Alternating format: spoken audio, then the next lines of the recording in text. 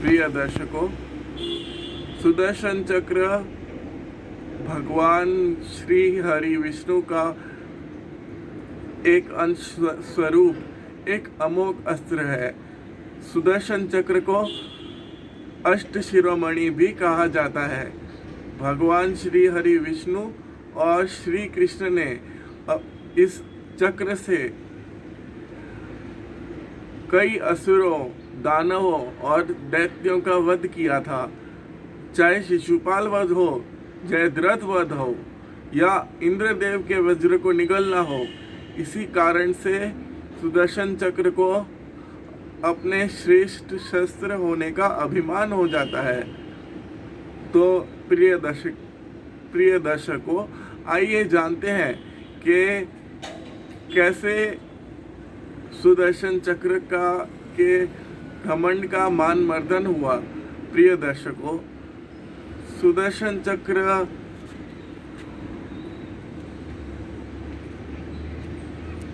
हे प्रभु, मैंने आपके सानिध्य में रहकर अनेक युद्ध में भाग लिया और जो कार्य अन्य शस्त्र नहीं कर पाए, वे सभी कार्यों को भी मैंने ही पूरा किया। मुझे ऐसा प्रतीत होता है कि ये सभी शस्त्र शक्तिहीन है। हे सुदर्शन, तुम पूर्णतः मेरी श्रेष्ठतम अस्त्र हो और तुम्हारी तुलना किसी अन्य शस्त्र से करना पूर्णतः अनुचित है, क्योंकि आप अष्ट शिरोमणि में से एक हैं, इसलिए आप अतुलनीय हैं। भगवान श्री कृष्ण के मुख से अपनी प्रशंसा सुनकर सुदर्शन चक्र का अभिमान अब 7वें आसमान पर पहुंच जाता है। जब स्वयं श्री हरि कृष्ण मेरे अभिमान को समझ नहीं पा रहे हैं, तो भला कोई और क्या कर सकता है। भगवान श्री कृष्ण, त्रिकालदर्शी भगवान श्री कृष्ण सुदर्शन चक्र के अभिमान को समझ जाते हैं और तत्काल ही श्री कृष्ण अपने भक्त हनुमान जी को द्वारका आने का न्योता देते हैं। प्रभु,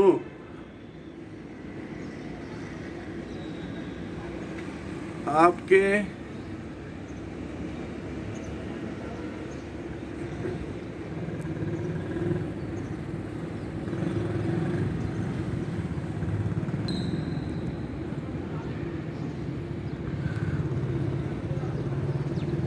प्रभु, मेरी आंखें आपके दर्शन के लिए तरस रही है।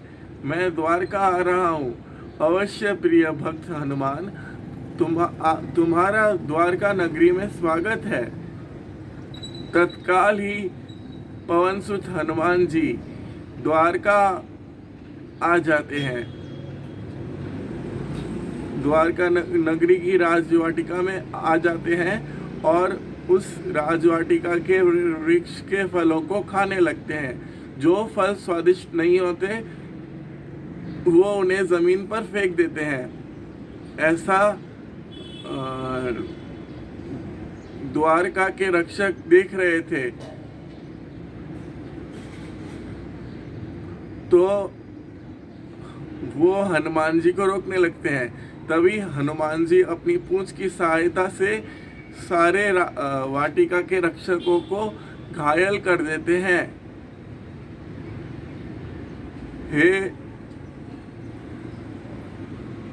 हे रक्षक, आपकी ये दुर्दशा किसने की? हे प्रभु, वही वृद्ध वानर। यदि उसे रोका नहीं गया तो वो सारी वाटिका को उजाड़ देगा। प्रभु, आप उस हे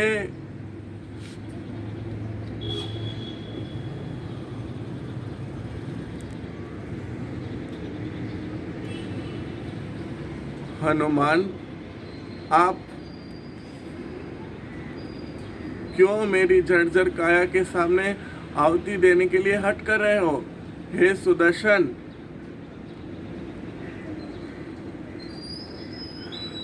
सुदर्शन चक्र को श्री कृष्ण आके ये आदेश देते हैं कि मेरी आज्ञा के बिना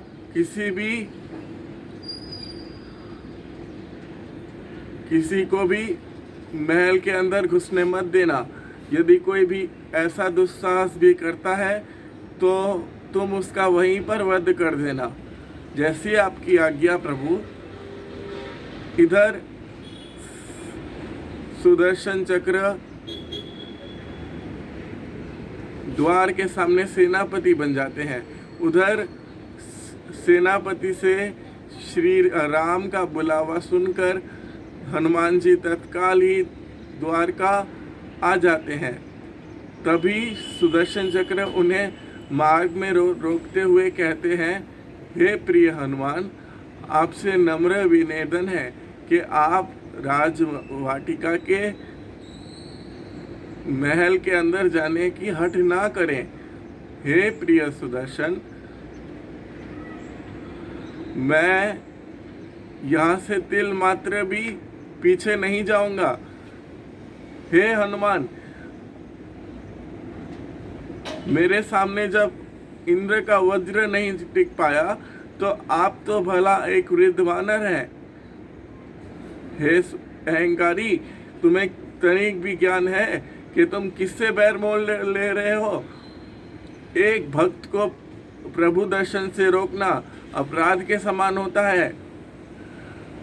हे हनुमान, चाहे समय चक्र अपनी गति बदल ले, परंतु मैं आपको राजवाटिका के अंदर नहीं घुसने दूंगा।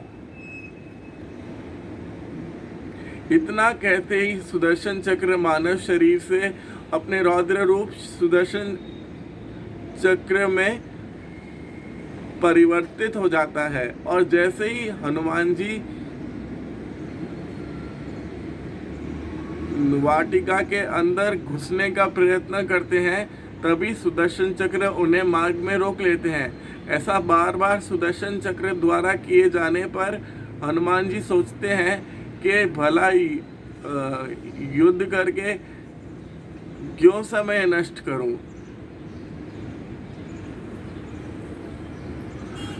इतना कहते ही, इतना सोचते ही हनुमान जी सुदर्शन चक्र को अपने मुख में रख लेते हैं। अपने भक्त की ये लीला देखकर श्री कृष्ण हनुमान जी को श्री राम के रूप में दर्शन देते हैं। हे प्रभु, हे हनुमान, आपको किसी यहाँ तक आने में किसी बाधा का सामना तो नहीं करना पड़ा। हे प्रभु, आपके द्वार पर सुदर्शन चक्र बाधा उत्पन्न कर रहे थे।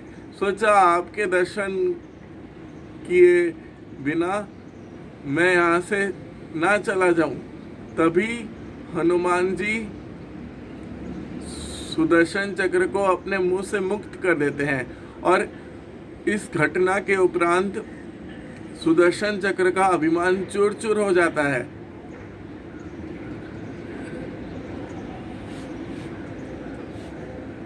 और वो भगवान से कहते हैं, हे भगवान, मुझे शक्ति का अहंकार हो गया था, जिस कारण मुझसे ये भूल हुई। तो प्रिय दर्शकों, हमें कभी भी शक्ति का अहंकार नहीं करना चाहिए। अहंकार पतन का कारण बनता है। तो प्रिय दर्शकों, आपको हमारी ये कहानी कैसी लगी हमें कमेंट्स करके ज़रूर बताइए। साथ ही हमारे चैनल महा वॉरियर को ज़रूर सब्सक्राइब करें। शिवम कपूर 7 को ज़रूर सब्सक्राइब करें।